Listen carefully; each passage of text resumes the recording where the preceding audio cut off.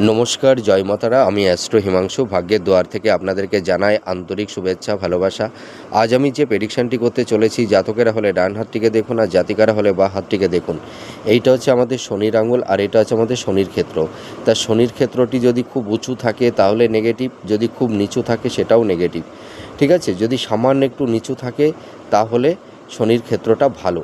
এবার আপনারা লক্ষ্য করবেন, এই শনির ক্ষেত্রে যদি আড়াআড়ি রেখা থাকে বা এই ধরনের অর্ধচন্দ্রাকৃতি, এটাকে বলা হয় এক ধরনের বলাই বা অর্ধচাঁদা।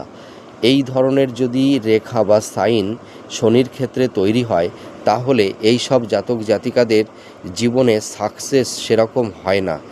এদের হওয়া কাজ আটকে যায়। হয়তো একটি কাজ করতে গেলে সেই কাজটি করতে অন্তত 8-10 বার ঘুরতে হয়। এদের হওয়া কাজ হতে চায় না। এদের ভাগ্যের তেমন একটা সহায়ক সাপোর্টেরা ভাগ্যের সহায়তা পায় না। ঠিক আছে, তাছাড়া এদের জীবন আপস অ্যান্ড ডাউনের মধ্যে দিয়ে যায়। এদের কর্মের জায়গাটিতে কোনো ধারাবাহিকতা থাকে না, কনসিস্টেন্সিটা থাকে না। ঠিক আছে, এবং এরা জীবনে সাকসেস সেইভাবে পায় না। এদের জীবনটা চড়াই উতরাইয়ের মধ্যে এদের অবতীর্ণ হতে হয়। আর এই সব জাতক জাতিকারা প্রচুর কর্ম করেও এরা জীবনে সেই রকম সাকসেস বা সাফল্যতা এরা কখনোই পায় না।